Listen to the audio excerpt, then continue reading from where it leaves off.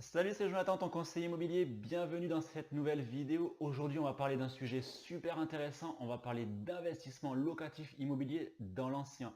Pourquoi? Parce que j'ai reçu une question de Sandy. Sandy, tu as 33 ans, tu habites à Bordeaux. Tu as reçu une donation de tes parents de 100 000 euros. Je te félicite d'ailleurs pour cette somme parce que ça va être très agréable d'avoir une somme comme ça qui arrive sur le compte. Donc bravo.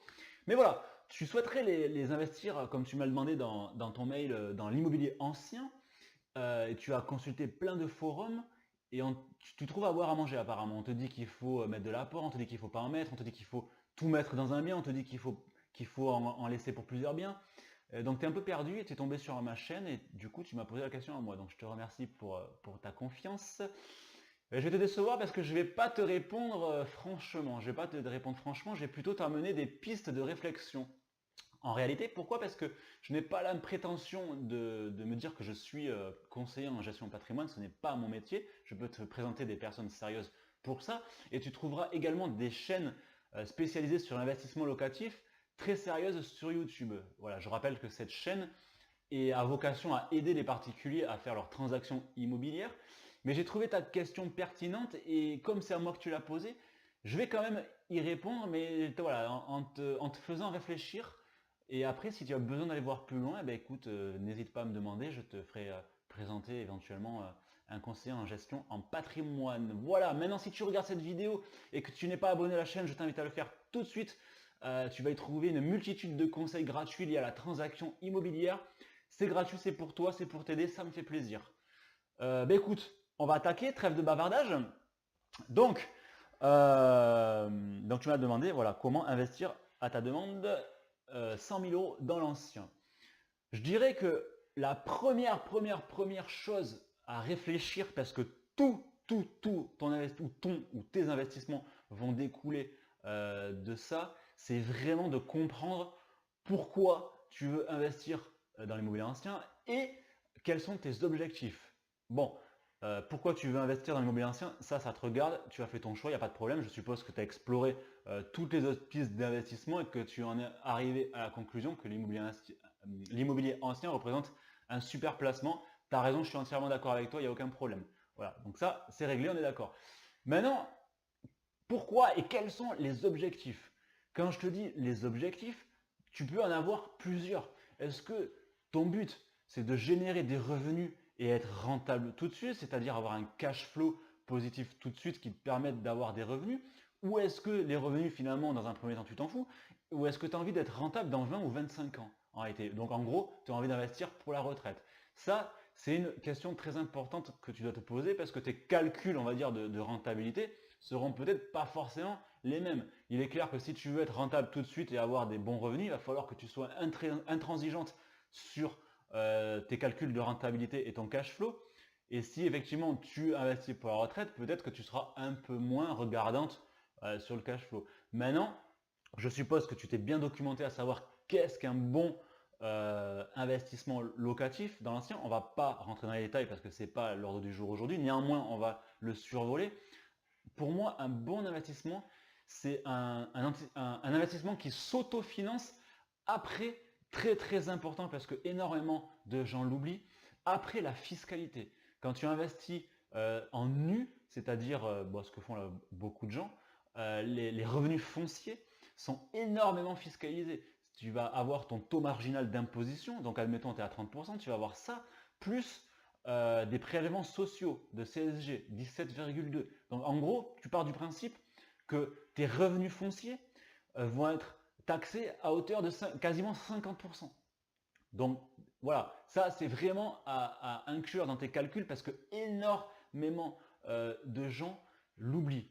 Maintenant, si tu as la chance de pouvoir investir dans du meublé, là où tu habites, donc visiblement toi tu habites à Bordeaux, je pense que tu as un bon marché pour faire du meublé, donc effectivement tu vas peut-être pouvoir creuser cette piste-là, parce que là du coup tes revenus c'est plus des revenus fonciers, on appelle ça des revenus BIC, donc tu vas pouvoir passer beaucoup plus de choses dans les charges, et tu seras quasiment pendant des années tout le temps à zéro au niveau de ta fiscalité. Donc ça c'est très bien. Mais bon, si au contraire, enfin si tu peux pas investir dans du meublé et que tu es obligé de faire du nu, voilà, pense vraiment que la fiscalité est très forte et que tu peux passer d'une bonne affaire, et si tu te trompes au niveau de la fiscalité, tu passes à un investissement pourri. Donc, pense-y, c'est très important. On en revient aux objectifs. Voilà. Maintenant, on va parler de financement. Voilà, une question très importante, on en revient à ta stratégie. Est-ce que tu as envie d'investir dans un bien ou est-ce que tu as envie de devenir une serial investisseuse? Voilà, donc ça c'est une vraie réflexion. Donc tu pourrais te dire, voilà, moi j'ai 100 000 euros, je mets tout dans un bien, je vais avoir des petites mensualités, je vais avoir un loyer, je vais avoir entre guillemets un gros cash flow entre les deux. Mais est-ce que c'est ton objectif? Est-ce que tu as juste envie d'investir dans un bien? Est-ce que la solution, ce serait pas la plus intéressante, ça serait pas en fait de se servir de cette épargne-là pour enchaîner les investissements et arriver à la retraite et au lieu d'avoir un bien, en avoir peut-être, je sais pas moi, 5 ou 6 suivant ta situation. C'est une vraie piste que tu dois explorer par rapport à tes objectifs. Parce que qu'est-ce qui va se passer si tu investis tout dans un bien? Alors je suis d'accord, tu vas avoir des petites mensualités, tu vas avoir un loyer, donc tu vas avoir un gros écart. Néanmoins, c'est là où tu seras le plus taxé. Et oui, oublie pas que tu vas te faire taxer sur tes revenus fonciers et des prélèvements sociaux. Du coup, la moitié de ton cash flow va partir chez les impôts. Et vu que tu vas pas faire beaucoup de crédit, si tu mets 100 000 euros, voire pas du tout, tu ne vas avoir aucun intérêt à défalquer de tes revenus en fait. Du coup, c'est là où vraiment tu prends plein pot au niveau de la fiscalité, donc c'est pas du tout optimisé. Donc, je vais pas te dire de pas le faire parce que je suis personne pour te dire ce que tu dois faire, mais moi en tout cas, c'est pas ce que je ferais, ça c'est sûr. Moi, ce que je ferais dans cette situation, je pense que cette épargne, il faut la garder. Il faut que tu ailles voir un conseiller en gestion de patrimoine et que tu trouves des placements adaptés à ta situation. Et que tu te serves de ce placement pour avoir des arguments face au banquier. C'est-à-dire, et acheter plusieurs biens. C'est-à-dire que le banquier, tu arrives, tu as 100 000 euros sur le compte ou sur des placements, tu lui dis voilà, j'ai ça, je veux investir, j'ai trouvé un bien rentable. Évidemment, tu as monté un super dossier carré chez le banquier et tu lui as mâché le travail. Il te dit voilà, moi je vous suis si vous mettez pas d'apport ou je vous suis si vous mettez les frais de notaire. Et si tu mets les frais de notaire, il te reste encore 85 000 euros ou peut-être 90 suivant l'investissement. Après, voilà. Donc est-ce qu'il vaut mieux pas se servir de cet apport pour acheter plusieurs biens et être rentière effectivement à la retraite avec 5 ou 6 biens ou plus si tu peux, ou avoir juste un bien, sachant que sur ce bien-là, tu vas te faire défoncer au niveau de la fiscalité? Voilà, je te pose la question, c'est une question que je te pose. Maintenant, moi, je sais ce que je ferai. Mais bon, je ne suis pas toi et du coup, il n'y a que toi qui peux savoir ce que tu veux faire. La trésor, c'est 100 000 euros. En fait, il faut s'en servir, si tu veux, comme argument, voilà, j'insiste vraiment là-dessus, comme argument pour montrer au banquier que tu as de l'épargne et l'utiliser le moins possible. En ce moment, les taux, ils sont historiquement bas. Donc, à mon sens, mettre de l'apport dans un bien pour faire du locatif, c'est vraiment voilà, une des dernières choses à faire vu les taux actuels, quoi. Et cette épargne, tu vas t'en servir. Alors maintenant, si le banquier te dit, voilà, c'est sûr à 100%, vous n'aurez aucun financement et que tu as essayé plein de banques, un courtier pourra t'aider d'ailleurs à ce niveau-là, il te fera gagner du temps, et que vraiment tu n'as pas le choix, ben, tu mets maximum à hauteur, si tu peux, des frais de notaire. Et là, du coup, ben, il te reste encore de l'argent derrière pour en acheter d'autres.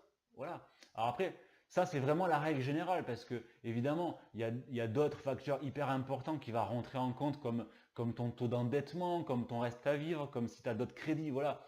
Donc c'est pour ça que je règle générale. Là, on parle entre guillemets, des pistes intéressantes pour investir 100 000 euros. Après, effectivement, il y a d'autres choses. C'est clair que si tu gagnes vraiment pas beaucoup d'argent, que tu es à découvert tout le temps, que tu as des commissions d'intervention et que effectivement tu n'as pas un bon fonctionnement de compte, ça va être plus compliqué. Ça c'est encore autre chose, c'est un autre sujet. Là, on parle vraiment à mon sens, de la manière la plus optimale pour vraiment gagner le maximum d'argent avec déjà cet argent-là initial. À mon sens, tu peux vraiment t'en servir pour acheter plusieurs biens et pas un seul. Voilà. Donc je te dis pas ce que tu dois faire encore une fois. Mais moi, voilà, je sais que si j'avais cette somme qui arrivait sur le compte, tout mettre dans un bien, c'est le dernier truc que je ferais. Moi, je te dis, je l'utiliserai pour acheter plusieurs biens en me faisant des petites coupures de 15-20 000 euros maximum à hauteur des frais de notaire, et je me servirai de cette somme-là pour acheter plusieurs biens. Je sais que ça fait des répétitions, mais pour moi, ça me paraît important. Donc voilà, ben, écoute, je pense avoir répondu à ta question. En tout cas, j'espère que tu comprendras là où je veux en venir. Si vous avez plein d'autres questions, n'hésitez pas à les poser ci-dessous. J'y répondrai le plus vite possible parce que c'est vrai que je reçois beaucoup de questions en ce moment. Je fais ce que je peux pour répondre, mais c'est pas évident. Si tu as aimé cette vidéo, n'hésite pas à la liker, à la partager. Et puis, si tu veux aller plus loin, tu trouveras des documents intéressants à télécharger sous la vidéo pour t'aider dans tes transactions immobilières. Je te dis à très bientôt. Ciao, ciao!